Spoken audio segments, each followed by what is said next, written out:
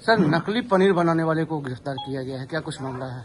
कल एक विशेष चेकिंग अभियान चलाया जा रहा था जो नए वर्ष को लेकर, गुरु पर्व को लेकर और अन्य चीजों को लेकर, और उसमें बॉम्ब स्क्वाड और सभी के द्वारा जांच किया जा रहा था। इसी क्रम में एक गुप्त सूचना मिली कि पार्सल के माध्यम से दूसरे राज्य में नकली पनीर, मिलावटी पनीर भेजने का कारोबार चल रहा है। इसी क्रम में पुलिस उपाधीक्षक मुख्यालय के नेतृत्व में एक टीम बनाई गई, जिसमें कि पुलिस उपाधीक्षक विधि व्यवस्था और राजेश सिन्हा पुलिस निरीक्षक थानाध्यक्ष पटना जंक्शन एवं अन्य लोगों को शामिल किया गया। और इस टीम के द्वारा जब वहां जांच की गई पार्सल क्षेत्र में, तो पाया गया कि एक व्यक्ति 250 किलो पनीर दूसरे राज्य में बुकिंग कर चुका था और उसको दूसरे राज्य में भेजने की तैयारी की जा रही थी साउथ बिहार एक्सप्रेस ट्रेन से।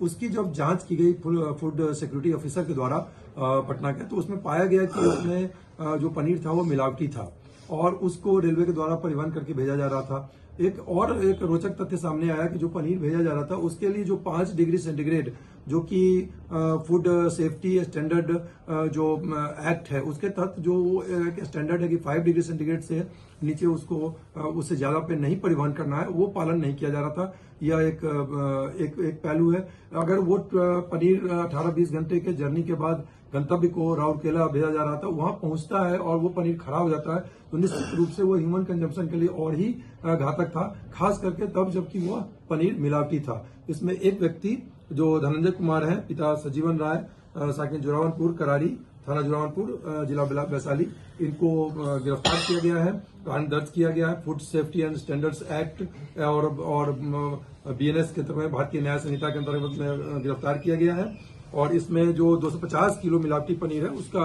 लगभग, जो इसको बेचा जाता है अगर, तो लगभग 75,000 मूल्य के ये पनीर है। सर, कहाँ से लोड हुआ था ये पनीर और कहाँ जा रहा है? ये पटना जंक्शन पे इसको बुक किया गया था और साउथ बिहार एक्सप्रेस से जैसा बताया गया है वो राउरकेला जा रहा था।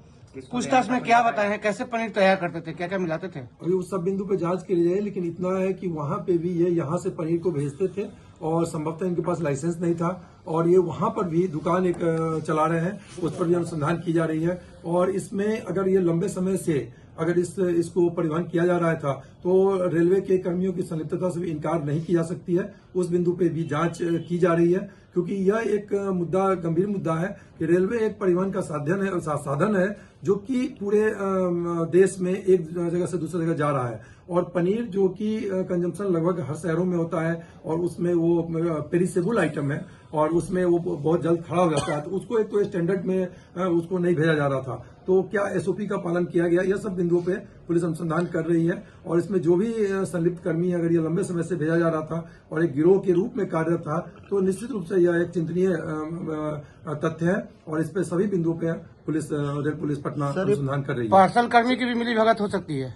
इस बिंदु पर हम लोग अनुसंधान कर रहे हैं कि यह एक कोइंसिडेंस था, जस्ट पहला इंसिडेंस था या ये बहुत लंबे समय से चल रहा था, तो वो पूरा का पूरा रिकॉर्ड खंगाला जा रहा है। और वहां पे एक सरप्राइजिंग तथ्य है, वहां एक्सरे मशीन लगी हुई है, जांच की मशीन लगी हुई है। तो वो जांच की मशीन में निश्चित तौर पे इसका खाद्य सामग्री को अगर आप जांच करते हैं और उसको अगर ऐसे ही खुले में रख के उसको पन्नी में सिंपल और बहुत उसको ढंग से नहीं पैक किया हुआ था, वो फ्रीजिंग जो कंडीशन होता है उसको उसमें नहीं रखा हुआ था, तो यह एक काफी चिंतनीय तथ्य है। और ह्यूमन कंजम्पशन के लिए जो उसको जांच किया गया तो ऐसे भी उसमें मिलावट पाया गया जो कि ह्यूमन कंजम्पशन के लिए नहीं है, वो लायक नहीं था। और फूड सिक्योरिटी ऑफिसर के द्वारा उसको फिर जो विधि सम्मत कार्रवाई करते हुए और उसको मानक प्रक्रिया का अनुपालन करते हुए उसको विनष्ट किया गया है, क्योंकि वो FSSA के में दिया हुआ है कि उसको आप अविलंब उसको विनष्ट कर दिया जाए, तो ताकि उसका कभी भी यूज ना हो। दूसरा कि परिवहन अगर करते हैं और वो पनीर सही भी रहता और उसको अगर 16 घंटे 18 घंटे बिना फ्रीजिंग कंडीशन 5 डिग्री सेंटीग्रेड में नहीं भेजते हैं, तो वहां पे वो कंजम्पशन के लायक वो नहीं है। तो वैसी परिस्थिति में ये किस प्रकार से परिवहन किया जा रहा है और मानकों का पालन नहीं किया गया, यह गंभीर तथ्य है। गिरवान कहाँ होता था सर, पटना में होता था या वैशाली में होता था? नहीं, ये अभी उस बिंदु पे जांच की जा रही है। एक्चुअल में उन सभी बिंदुओं पे छापेमारी भी की जा रही है, उन सभी तथ्यों को पर जानकारी जुटाई जा रही है, अनुसंधान किया जा रहा है और टीम बाहर भी भेजी जा रही है जहां पर कि ये भेजा जाना था। यह भी पता लगाया जा रहा है कि और किन किन राज्यों में इसको भेजा जा रहा था। पूछताछ काफी बड़ा है सर। नहीं, अभी जो प्रारंभिक तथ्य जो जांच हुआ है, जो अनुसंधान हुआ है, इसमें 250 किलो पनीर एक छोटा आइटम नहीं है, ये लगभग 75,000 का है और पेरिसेबल आइटम है। ह्यूमन कंजम्पशन के लिए निश्चित तौर पे यह घातक सिद्ध हो सकता था। और इसमें एक यह भी तथ्य है कि स्ट्रिक्ट लायबिलिटी कि जो भी चीज परिवहन किया जाए रेलवे से और उसमें अगर उसको ढंग से नहीं देखा जा रहा है, तब जबकि वहां पे एक्सरे मशीन भी लगा हुआ है, तो यह एक महत्वपूर्ण और चिंतनीय बात है कि ये स्ट्रिक्ट लायबिलिटी के पेरिफेरी में आ सकता है कि वैसे उपाय जरूर किए जाए ताकि ये ह्यूमन कंजम्पशन से रिलेटेड है। और यही पनीर को अगर इन्फेक्टेड भी है और खराब भी हो गया है और इसको हाई डिग्री टेम्परेचर पे इस इन्फेक्टेड और मिलावटी पनीर को अगर उबाल दिया जाए तो वो निश्चित रूप से पता नहीं चलेगा कि ये खराब पनीर है कि अच्छा पनीर है। तो उन सभी बिंदुओं पे हम लोग जांच और अनुसंधान कर रहे हैं।